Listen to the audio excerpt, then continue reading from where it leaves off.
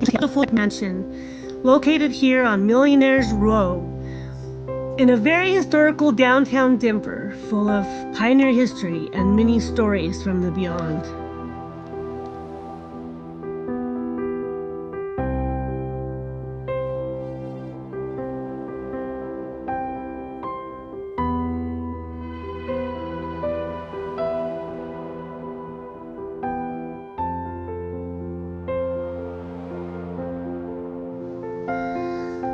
But first, let us come to the historical mansion of Dennis Sheedy, Denver entrepreneur and Renaissance man.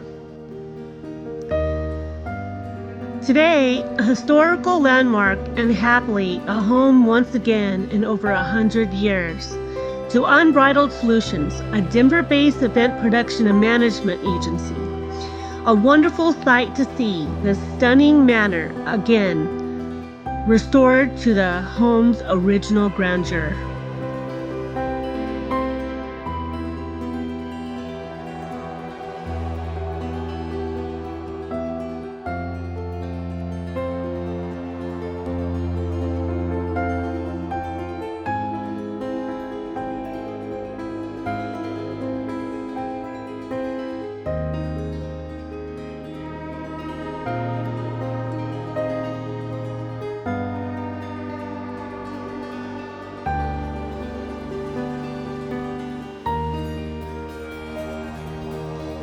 Now we cross the street and we come to our main attraction, the infamous Whitehead Peabody Mansion, one of the leading haunted houses on Denver's most haunted tours.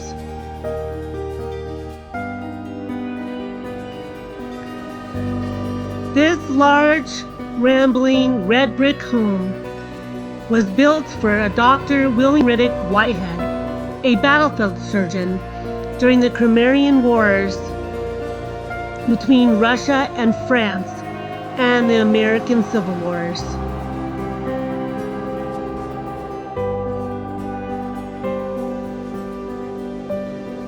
This home was designed by famed Frank Edbrooks of the Queen Anne style, who also designed the Brown Palace Hotel and the Oxford Hotel, two of Denver's historical hotels. Dr. Whitehead moved into his new home when it was finished by 1889. After spending many years on the battlefields as a surgeon, he was considered very talented, but lost many patients on the operating table. After some time, he felt he himself was haunted, seeing looming figures of those he lost watching and whispering to him. By 1902, he had fallen ill and passed away in this mansion. Soon, Colorado Governor James Peabody took up residence in the home, living here for 2 years. The home was said to be quiet during Peabody's stay, but his life was certainly not. He declared martial law on striking miners, making many powerful enemies, who did try to assassinate him twice. A planted bomb on a curb in front of the home, and another shooting by a Harry Orchard, a suspected henchman for the Western Federation of Miners, who had left many dead in his wake.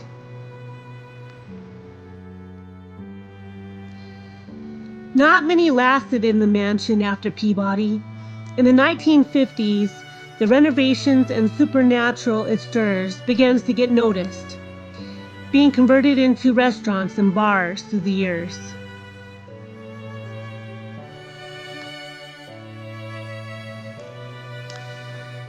Through the 1960s and 70s, flying utensils, dishes, glasses, flickering lights, crying babies, moaning in the walls of the basement have occurred or been heard.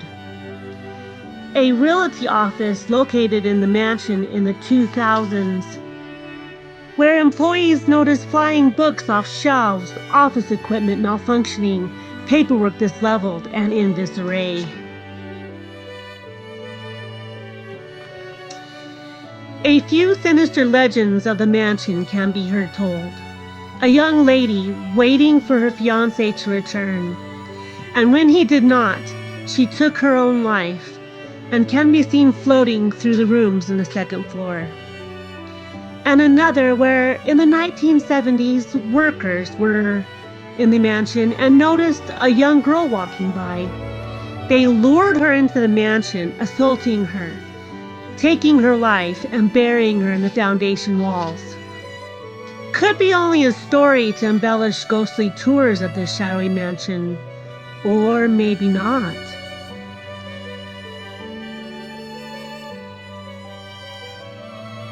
Three apparitions have been seen here on a regular basis. Shadow people lurk in the darkness.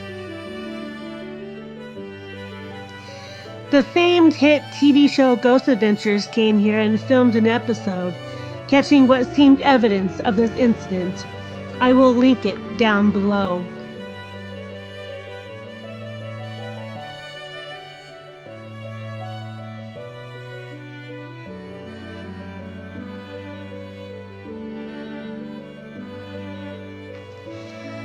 This historical mansion was saved from being demolished and is now a historical landmark. Walking around this beautiful mansion, I definitely got the feeling that they like visitors, but not necessarily visitors who want to stay. But if you're looking for a place to live, this might be opening up soon. About 20 minutes southeast of the mansion lies the second largest Denver cemetery, Fairmount Cemetery, founded in 1890. We shall be visiting this extensive pioneer cemetery with its grand scale landmarks and grounds. But for now, we shall come to Dr. William Riddick Whitehead and his family gravesite.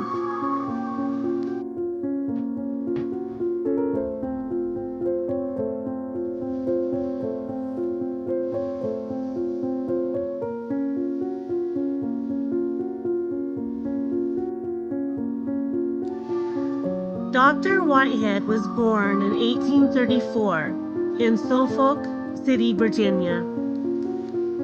He entered the Virginia Military Institute in 1847.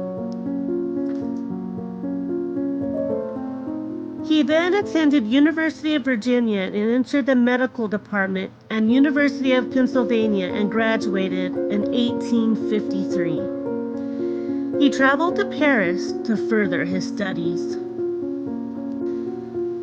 When Russia went to war with the Crimean Peninsula, he proceeded to Vienna, Austria, and signed with the Russian army as a staff surgeon. He was able to study under Nikolai Pirogov, a renowned Russian surgeon considered the founder of field surgery and the first to use anesthesia on the battlefield. Upon the end of the war, Dr. Whitehead was awarded the Knight's Cross of the Imperial Order of Saint Stanislaus, whereas he traveled back to France and in 1860 was awarded another degree from the Paris School of Medicine to land a professorship at the New York Historical Medical College in Clinical Medicine. But the Civil War broke out. In 1861, he went south. He was appointed surgeon of the 44th Virginia, serving in Jackson's Valley campaign, tending the wounded of the 12th Georgia at McDowell. Of September of 1862, he was chief surgeon under Jubal Early. Early in 1863, he was restored to the 44th and participated in Chancellorsville. He took charge of several hundred wounded at Gettysburg, where they ran short of surgeons and soldier nurses, Being taken captive, they managed to escape along with 2 chaplains by buying off a sergeant of the guard with a $10 greenback. After the war, William Whitehead practiced in New York City. In 1872, he moved to Denver, Colorado, where he married Eliza Flynn Benton and had 4 children. He served on the city council and taught medicine at the University of Denver from 1883 to 1885. He served on the chairman of medicine and surgery at the University of Colorado Medical School. And in 1902, he passed away.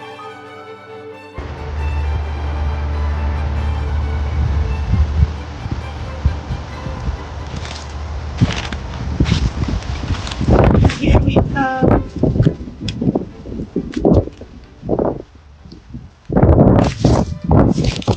the Whitehead family grave site. Here's the Dr. William Riddick Whitehead. And we have son.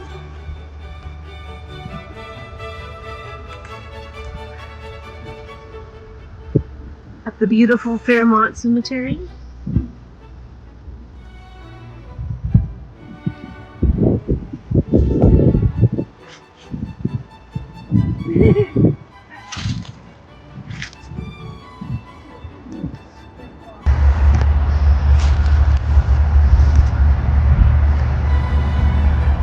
Here's his son, Thomas Lindsay, 1902 to 1904. Pay respects to the Whitehead family.